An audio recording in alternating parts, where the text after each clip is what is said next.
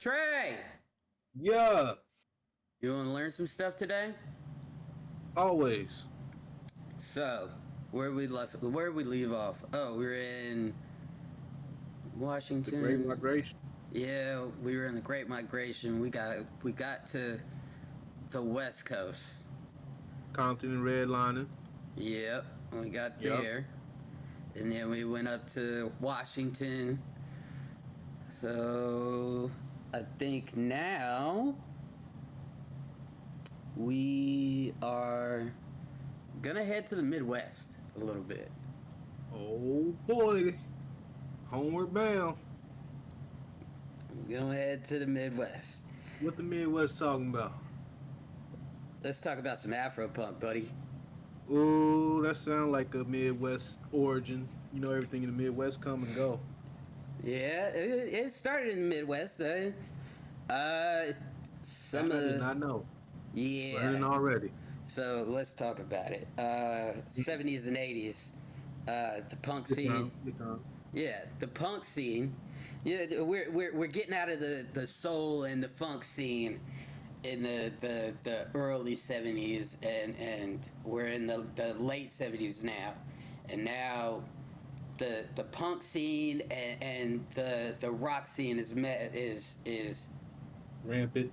rampant, and it's blooming.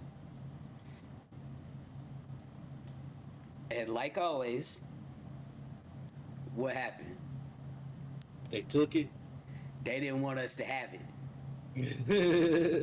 They didn't want us to have it. Well, I So, mean, we speak about the 70s and 80s, but like the categorized rock even back in the 40s and 50s was mm-hmm. out. Yep. In the days of Elvis Presley and things like that, they stole that from us. So we were already on track. We were already there. So Mm-hmm. Yep. 70s and And the 80s come weird thing around. about it is, we say steal, but like as far as art and ownership, from what I mean, the only reason why they can say they stole it is because they had the ability to broadcast it in the ways that they could when we couldn't. Yes, that is Um, a I just large want to piece make of sure, it. like we say steal or whatever. Every artist has the ability to create whatever they want to create. Right. F all the extra stuff, but that's why you can classify racism as it is because they have the ability to make it what it is. Right. It goes along the lines Mm. of nowadays when they take things from our culture. The like I went into the bonnets and certain foods and stuff and renaming it and Hmm. things like that. That's Hmm. you know. So, but they they wanted to exclude us from the punk scene, which is crazy again, because rock and roll comes from us. Rock and roll, country, all of that. We are these societal rebellions. Hmm. So Hmm. punk was already in our system. So uh, from that day on, Afro punk was born, and some of the early bands, um, Good Old Death, from Detroit, Michigan, formed in Okay. 1971, formerly a funk band. Okay. Hmm. Okay. So now you see I'm gonna tune in. when we talk about Afro punk, it is that rock and roll sound, but you also have our diaspora in there. Hmm. So you got your soul, you got your funk. Reggae was a big thing.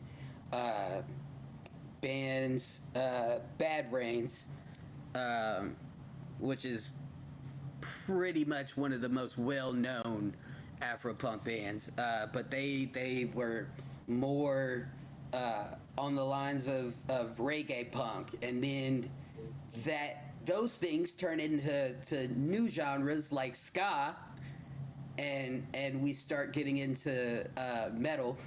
One of my favorite bands ever is Oceano, the lead singer, black man. Who? Uh, What's the band name? Oceano. Oceano. Okay. Yeah, the Oceano, like ocean with a Oceano. O. Yeah. Okay. Another notable band, Pure Hell, formed in 1974 in Philly. So we kind of paved our own genre, Afropunk, and just ran with it from the Okay. '70s on, and then it was there to challenge racial norms in society, particularly with us. We wasn't. That scene is niche to us, Mm. and it brought those niche people back in, back into our communities and stuff, and with that came the art and the fashion, and so now you get your leathers, and but the thing about your leathers and your denims, but the thing about ours, see, we was putting the African textiles onto it, and putting our own little spin and things onto the clothing. Hmm. So So I'm let's sorry. Go ahead. go ahead. You got a Okay. question? For the sake of my ignorance, the rock and roll that came out like your who was out back then that I would have in '71, Black Sabbath, right? Around that time. Mm-hmm. So what differentiated Afro punk from bands like Black Sabbath? Was that just like a whole different kind of sound? I'm not familiar at Yeah, all. yeah. So when you talk about Afropunk, here, let me send some of this stuff to you so you can, if you want to. Hmm. Hmm. The song "Freaking Out" is a good one too. Let But me see. yeah, I like that.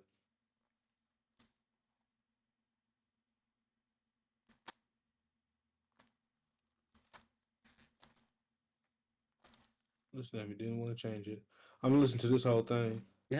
do it, man.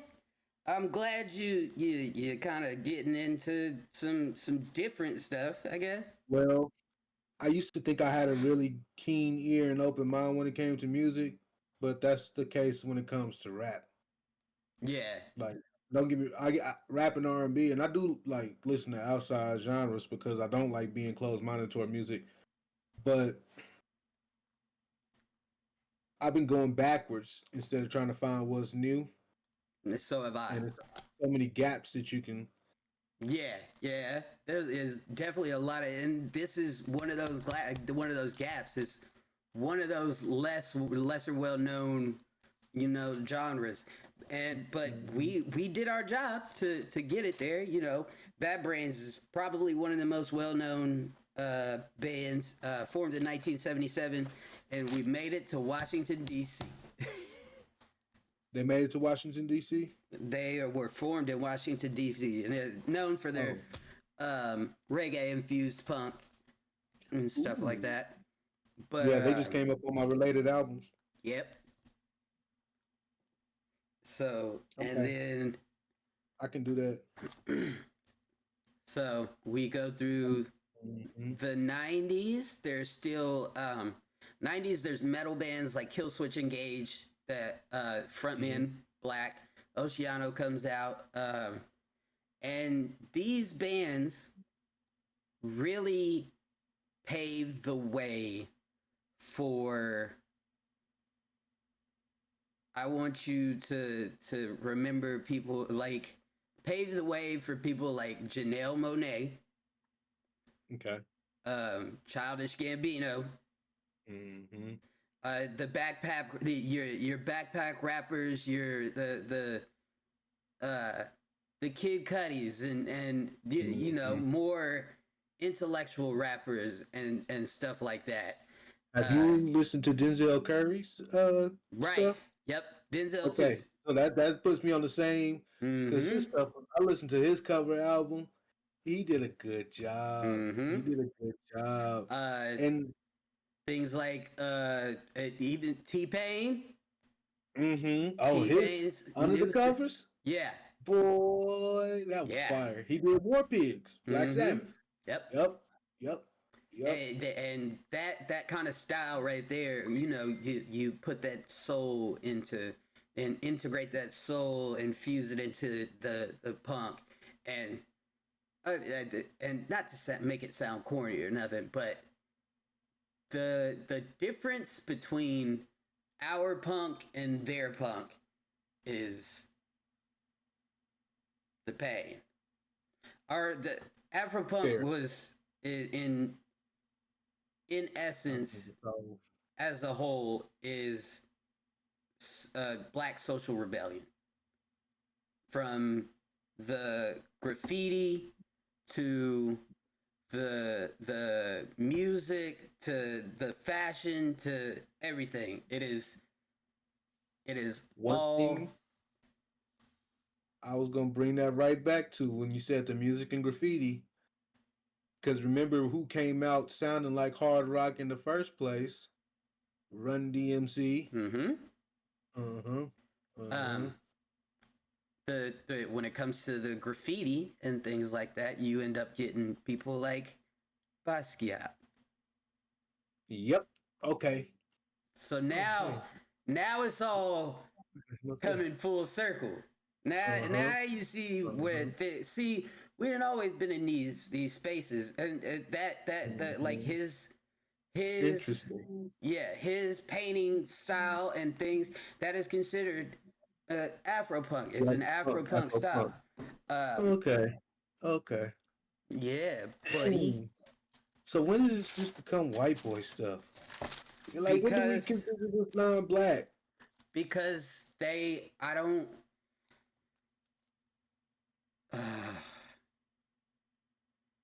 It's a question. because it this is okay. I so this is what I think happened. White people saw the named bands Mm-hmm. that I named, and they said, "Oh, these people are selling records. These people are their music is moving. What can we do to be like them?" That's what happens.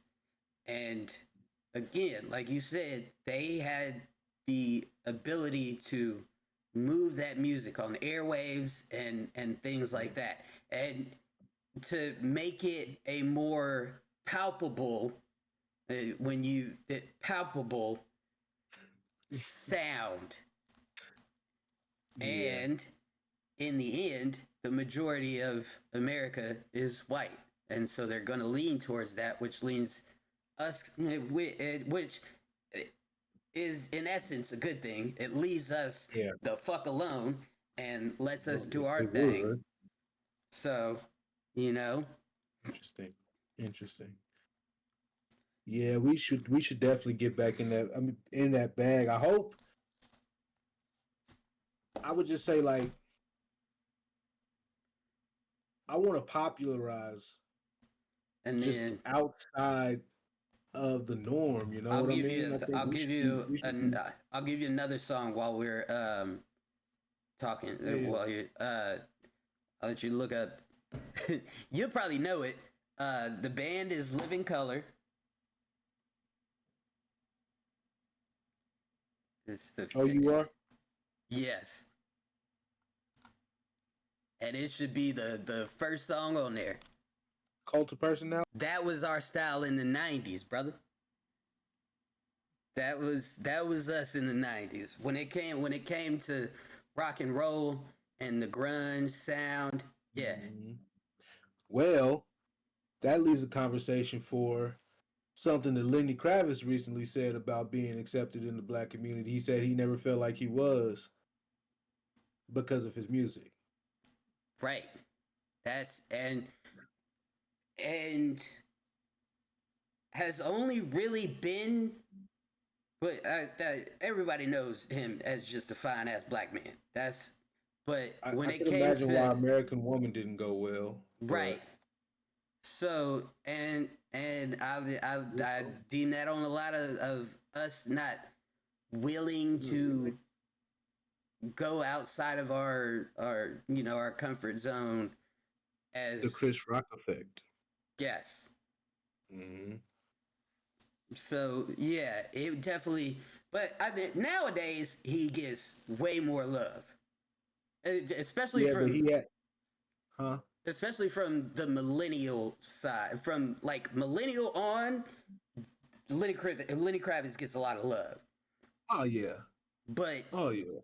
people before that they don't give him the attention that he deserved. Was they too gangster? Yeah, yeah, yeah. 90s was gangster rap era. Yeah, yeah. That's kind of crazy. I mean, like, I'm not gonna say we ain't gangster no more, but like, it's not so much a thing, is it? It's not a priority. Yeah, yeah. You Yeah, can kind of see like the people kind of spanning out and doing different stuff, right. but that's good. It was really like either you play ball or you gang bang. It's like I'm uncoordinated and I can't fight. That's And uncoordinated. I can't do neither one of those. yeah, so Paint some pictures. you know, with that modern day Afropunk, it continues to change society. You got Yeah. people like Vic Mensa, said Childish Gambino, Janelle Monáe, all them, and final thing. You know what? Oh, Tizo touchdown. Yes, Listen to Tizo? they my boy. Yeah. They my boy. Yeah. Uh-huh. That whole boy, that album that I'm waiting on that new one, He because might put me onto that. that